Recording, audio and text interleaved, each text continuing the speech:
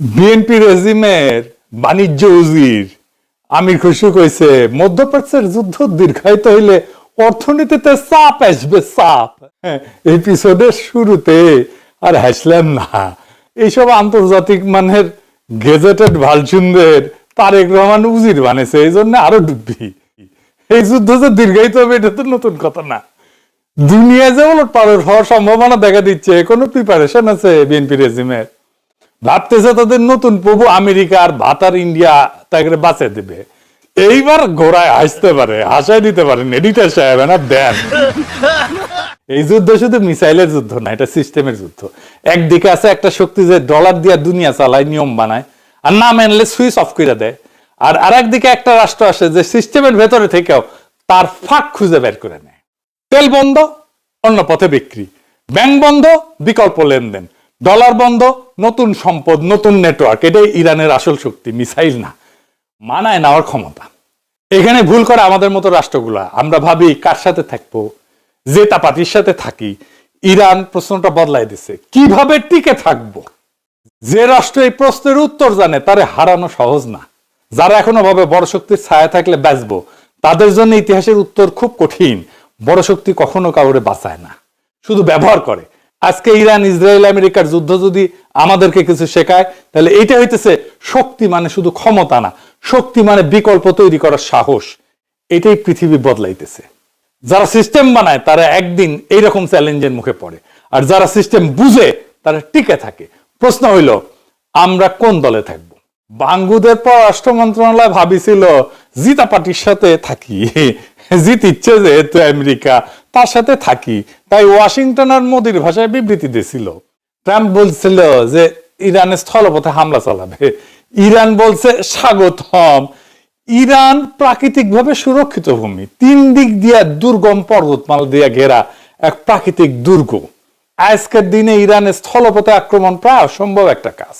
আলেকজান্ডারের টাইমে ঘোড়া টোড়া নিয়ে ট্রাই করলে স্থলপথে আক্রমণ সম্ভব হলে নি, তাছাড়া সম্ভব না। আর আজকের দিনে যুদ্ধ করা, যুদ্ধাস্ত্র বানানো মানে টাকা, টাকা প্রচুর টাকা লাগে যুদ্ধ করতে। মিসাইল মারতেছে ইরান, শেষ হইতেছে না। এত মিসাইল কুটি থেকে আসিছে, টাকা পেয়েছে কোথায়? এর টাকা কই পেলো? এইরকম স্যাংশন, সে তো তেল বেচতে পারতেছে না। এই মিসাইল ইম্পোর্ট করে নাই, নিজেরাই বানাইছে। কেমনে বানাইছে? টাকা কই পেয়েছে? এই যুদ্ধের ভবিষ্যৎ নিয়ে আমেরিকানরা কি কইতেছে দেখেন। ইংরেজি যেহেতু কইছে তাহলে ঠিকই কইছে, তাই না? বাংলায় করলে হয় যে 2 সপ্তাহ বেশি সময় ধরে ধারাবাহিক বোমা বর্ষণের পর নতুন মার্কিন গোয়েন্দা তথ্য ইঙ্গিত দিতেছে যে ইরানের শাসন ব্যবস্থা এখন আগের চেয়ে বেশি করে ক্ষমতা কেন্দ্রীভূত করেছে। এটা ভেঙে পড়ার সম্ভাবনা কম এবং আগের তুলনায় আরো কঠোরপন্থী একটা নেতৃত্ব গোষ্ঠী দিয়ে পরিচালিত হইতেছে। ওয়াশিংটন পোস্টে একই কথা কইছিল, আমেরিকা যে হারিচ্ছে ইরানে, কারণ আমেরিকা যেটা সবচেয়ে বড় শক্তি ছিল সেটা তার বিরুদ্ধে কাজ করতেছে। আমেরিকার হয়েছে হাসিনার দশা। বঙ্গবল্টু আর মুক্তিযুদ্ধের চেতনা করতে করতে ফেদলা পেরে দিছে। আর গাট্টি বোসকা নিয়ে করতে করতে যে হাসিনা গাট্টি বোসকা নিয়ে যেমনি পলাইছে ইন্ডিয়ার, তেমনি আমেরিকার ডলার নিয়ে রাজধানী করতে গিয়ে মারাটা খাইলো। এটা বোঝা দরকার আমাদের সকলের, তাইলে ইরানের শক্তির পুরো ব্যাপারটা পরিষ্কার হয়ে যাবে। এক সময় আমেরিকার ডলার কলে কাগজ ছিল না, সোনা ছিল, সোনা। মানে আপনার হাতে যদি $35 থাকলে হইনি, তাহলে আপনি যে কবার পারলেন ভাই আমারে সোনা দেন, আর $35 আপনি 2.5 ভরি সোনা পেতেন। 2.5 ভরি $35। এটারে বলা হয়তো গোল্ড স্ট্যান্ডার্ড। গোল্ড স্ট্যান্ডার্ড কথাটা ওইটি থেকে আসিছে। আমেরিকা সোনা জমা রেখা ডলার ছাপাইতো, তখন অন্য রাষ্ট্রগুলো তাদের মুদ্রা ডলারের সাথে বেঁধে নিল। মানে কি দাঁড়াইলো? পুরা পৃথিবী সোনার বদলে ডলার ব্যবহার করতেছে, আর ডলারের পেছনে আছে আমেরিকার সোনা। খুব শুনতে সিস্টেম লাগতেছে না, সুশৃঙ্খল লাগিচ্ছে, তাই না? মেলা একটা চমৎকার সিস্টেম। কিন্তু সমস্যা শুরু হইলে এখানে, আমেরিকার তো খেসলত খারাপ কুরকুরায়। তা আমেরিকা যুদ্ধ করতে গেল ভিয়েতনামে, প্রচুর খরচা। সে ডলার ছাপাচ্ছে অনেক, কিন্তু সোনা তো আর বানাবার পারিচ্ছে না, এটা তো ছাপানো যায় না। তো পৃথিবীতে ডলার বাড়তেছে, কিন্তু এই ডলারের পেছনে সোনা বাড়তেছে না। মানে ডলার মিয়াকে সোনা মিয়া বানাইছে, আর সোনা মিয়াকে ডলার মিয়া বানাইছে, মাঝখান থেকে সোনা ডলার হয়ে গেছে। সেই ফ্রান্স তার প্রচুর সোনা রেখেছিল, আমেরিকা ডলার নিছিল। তো চার্লস দা গল ও এসে কইলো যে আমরা ডলার না সোনা চাই। ফ্রান্স জাহাজ পাঠাইলো আমেরিকার ডলার দিয়ে সোনা নিতে, একটা দুইটা না বারে বারে পাঠাইলো। আমেরিকা থেকে সোনা বের হইতে থাকলো, ফ্রান্সে আসতে থাকলো। এখন আমেরিকা বুঝলো এভাবে চললো তো আমাদের হাতে হারিকেন। তখন নিক্সন 1971 সালে এক রাতে টেলিভিশন এসে কইল আমরা সাময়িকভাবে ডলারকে আর সোনায় রূপান্তর করতেছি না, এটা আবার ঠিক হয়ে যাবে পরে। তো এটা সাময়িক করলো, কিন্তু সেটার কখনো ঠিক হইলো না। এরপর ডলার হয়ে গেল কাগজ, যার পিছে সোনা নাই, আছে শুধু বিশ্বাস। আপনি আজকে যে $100 হাতে ধরেন সেটা আসলে সোনা না, এটা বিশ্বাস যে আমেরিকা শক্তিশালী থাকবে, তার অর্থনীতি থাকবে, তার সেনাবাহিনী থাকবে, তার আর পৃথিবী সেই ডলার মাইনা চলবে, ডলারের কর্তৃত্ব মেনে চলবে। এই জন্যেই আজ ডলার শুধু মুদ্রা না, এটা ক্ষমতা আর রাজনীতি, এটা একটা গ্লোবাল কন্ট্রোল সিস্টেম। একটা সময় মানুষ সোনার উপর ভরসা করত, আজ মানুষ ভরসা করে একটা দেশের উপরে, সেটা আমেরিকা। অনেকেই কয় আমেরিকা কেন যুদ্ধ করে খালি খালি? এই যুদ্ধের কারণ হইতেছে ডলারের মাতব্বরি টিকায় রাখা। বুঝিছাল? এটাই আমেরিকার মূল শক্তি। তার সামরিক শক্তি মূল শক্তি না, তার ডলার মূল শক্তি। কিন্তু গোল্ড স্ট্যান্ডার্ডের সাথে আলাদা করে ফেলায় ডলার কোলাপস করে 71-এর পরে। ডলারের দাম ধুর ধুর ধুর ধুর ধুর ধুর করে কমতে থাকে, কেউ বুঝে না, ধাই ধাই ধাই ধাই করে পড়তে শুরু করে। 1973 সালে আমেরিকার সৌদি আরবের মধ্যে একটা চুক্তি হয়।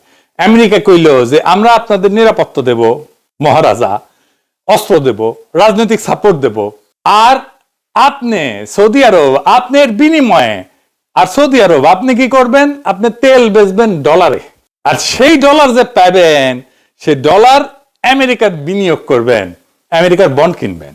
মানে আমেরিকান বন্ড কিনবে সৌদি আরব ডলার দিয়া।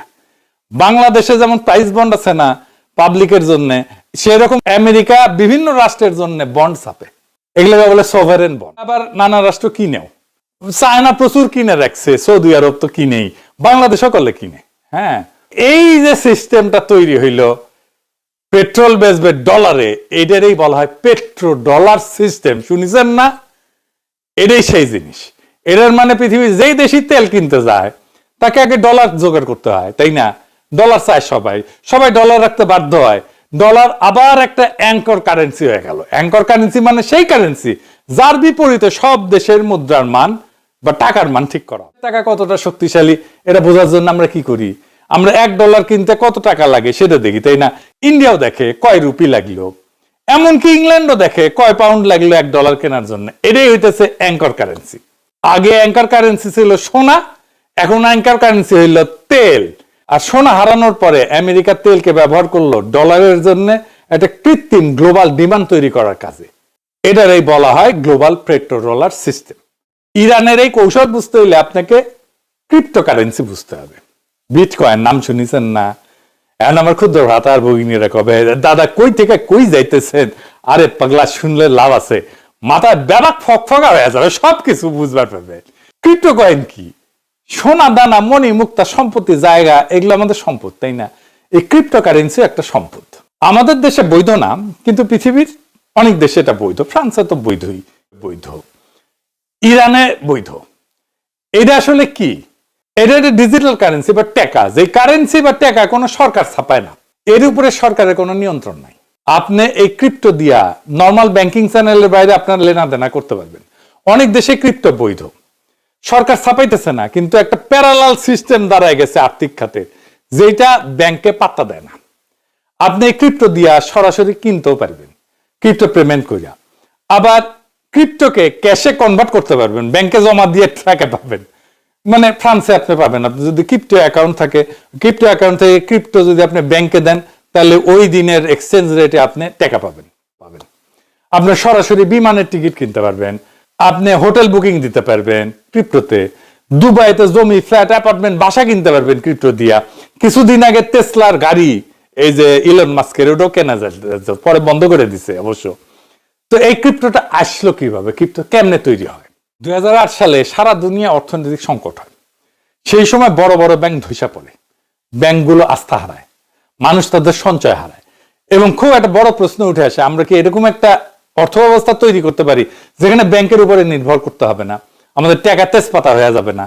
একজন জাপানি, নাম হইতেছে, লিখে দেন এডিটের পাশে, তাকেও নাম মতে আসি না না, এটা মজা করলাম। ওর নাম হইতেছে সাতোশি নাকামোটো।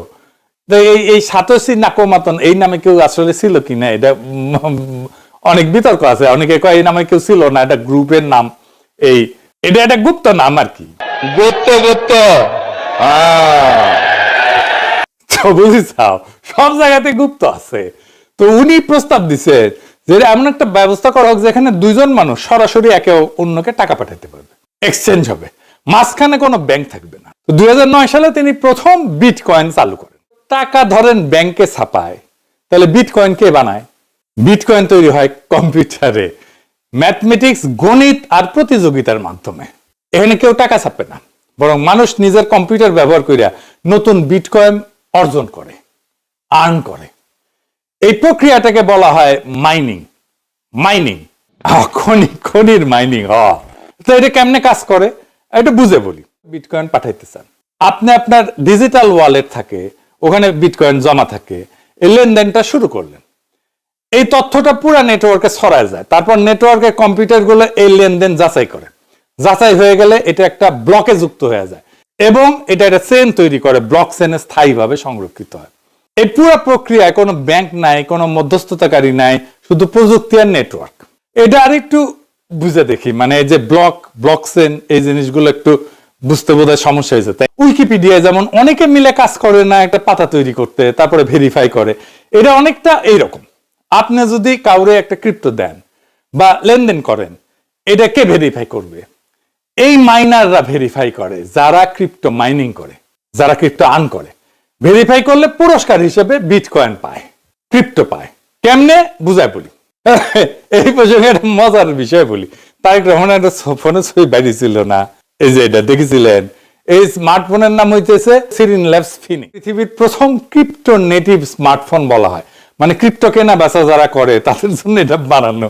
তো বাংলার লুথার কিং এটা কেন ব্যবহার করেছে কে জানে, আল্লাহ জানে। সিএনএন কলার স্টোরি হয়েছিল এটা নিয়ে। হ্যাঁ, তো তো বিএনপির লোকেরা কইছিল যে এটা দুনিয়ার সবচেয়ে সিকিউর ফোন। এটা দুনিয়ার সবচেয়ে সিকিউর ফোন না, এটা ক্রিপ্টোর ফোন। মানুষের দূর পটায়েন না। সাধারণ মানুষের জন্য সবচেয়ে সিকিউর ফোন আইফোন, তারপরে লিব্রেম 5, আর রাষ্ট্রপ্রধানরা ইউজ করে সেক্টরা এইজ বা টেওরেম।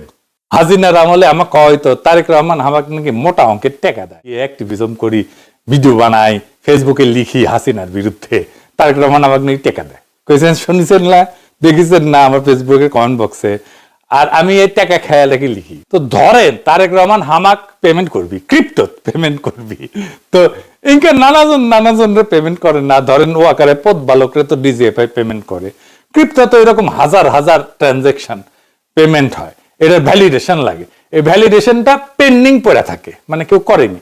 তো এইরকম হাজার হাজার পেন্ডিং ট্রানজেকশনকে একসাথে মাইনাররা একটা ব্লক বানায়, অনেকগুলো নিয়ে একটা ব্লক বানায় কয় আমি তোমার এটা ভ্যালিডেট করি। সিস্টেম কয় করো ভ্যালিডেট, ভালো কথা, তুমি লক্ষ্মী স্যারে। বাংলাদেশে আপনার সাথে আর একজনের লেনদেন হইলে মাঝে ব্যাংক থাকে, তাই না? ক্যাশ টাকা লেনদেন হইলে রসিদ রাখেন। অনেক টাইমে ক্যাশ টাকা লেনদেন দিলে মাইরে খেয়ে যান না, বলে যে না আমার তো টাকা দেন নাই, বলে না। হ্যাঁ, আপনি সোনালী ব্যাংকের চেকে লেনদেন করলেন, এটা রূপালী ব্যাংক জানে না। এই ক্রিপ্টো লেনদেন সবাই জানে। তো অনেকগুলো ট্রানজেকশন মিলে একটা ব্লক করছিল, বলছিল আমি এটা ভ্যালিডেট করবো। ভ্যালিডেট করে দিলে এটা চেইনে যুক্ত হয়ে যায়, এটারই বলে ব্লক চেইন। ভ্যালিডেটেড লেনদেনকে ব্লক চেইন বলে। তো কেমনে এটা ভেরিফাই করে?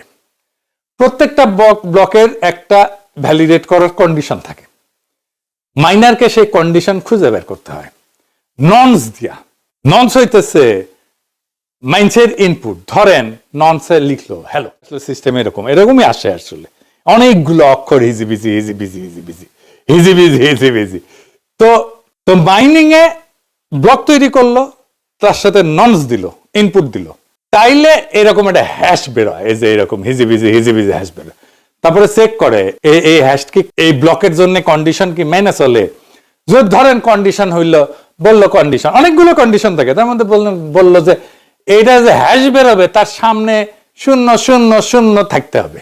তো মাইনার একটা ননস দিল সিস্টেমে, একটা হ্যাশ বেরোলো, হ্যাশের মধ্যে শুরুতে 000 নাই, তাহলে এটা বাতিল, এরকম হাজার বার, লক্ষ বার, কোটি বার, লক্ষ কোটি বার চেষ্টা করতে হয়, করলে এটা বের হয়ে যায়। এক সময় টেরাই মারতে হয়, এক সময় এটা মিলে যায়।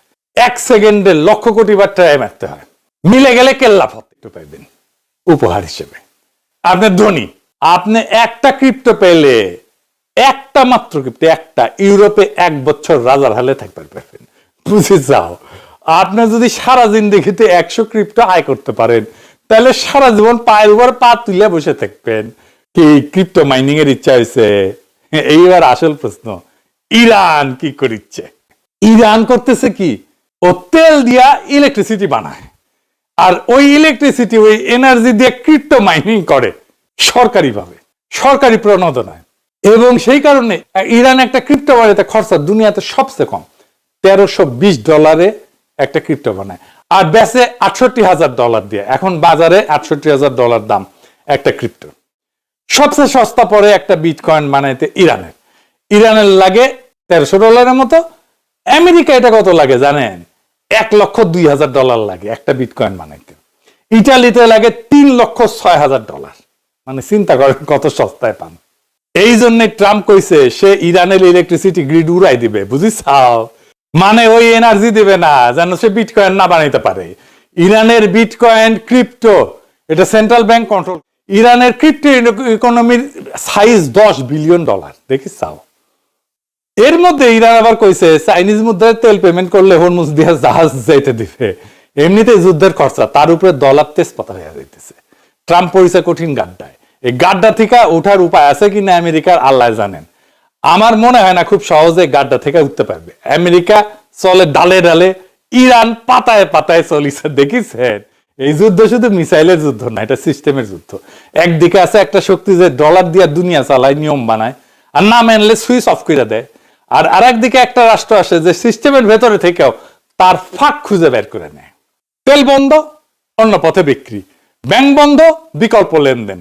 ডলার বন্ধ, নতুন সম্পদ, নতুন নেটওয়ার্ক। এটাই ইরানের আসল শক্তি, মিসাইল না, মানায় নেওয়ার ক্ষমতা। এখানে ভুল করে আমাদের মতো রাষ্ট্রগুলা। আমরা ভাবি কার সাথে থাকবো, জেতা পার্টির সাথে থাকি। ইরান প্রশ্নটা বদলাই দিছে, কিভাবে টিকে থাকবো। যে রাষ্ট্র এই প্রশ্নের উত্তর জানে তারে হারানো সহজ না। যারা এখনো ভাবে বড় শক্তির ছায়া থাকলে বাঁচবো, তাদের জন্য ইতিহাসের উত্তর খুব কঠিন। বড় শক্তি কখনো কাউরে বাঁচায় না, শুধু ব্যবহার করে। আজকে ইরান, ইসরায়েল, আমেরিকার যুদ্ধ যদি আমাদেরকে কিছু শেখায়, তাহলে এইটা হইতেছে শক্তি মানে শুধু ক্ষমতা না, শক্তি মানে বিকল্প তৈরি করার সাহস। এটাই পৃথিবী বদলাইতে। সিস্টেম বানায় তারা একদিন এইরকম চ্যালেঞ্জের মুখে পড়ে, আর যারা সিস্টেম বুঝে তারা টিকে থাকে। প্রশ্ন হইল, আমরা কোন দলে থাকবো? আমেরিকার কাছে রেশন তেল কেনার জন্য আমরা পারমিশন চাইব, বিএনপি রেজিমের মতো মাথা নিচু করে দাসের মতো, নাকি ইরানের মতো মাথা উঁচু করে বাঁচতে শিখবো? বাংলাদেশের তরুণদের কাছে প্রশ্ন রেখে গেলাম। ইরানের অনেক সমস্যা আছে, অনেক কিছুই হয়তো নাই, কিন্তু রাষ্ট্র হিসেবে তাদের আজাদি আছে, আমাদের নাই, বাংলাদেশের নাই। সেই জন্য আমাদের আজাদি দরকার, দরকার আর একটা বিপ্লবের। ইনকিলাব জিন্দাবাদ।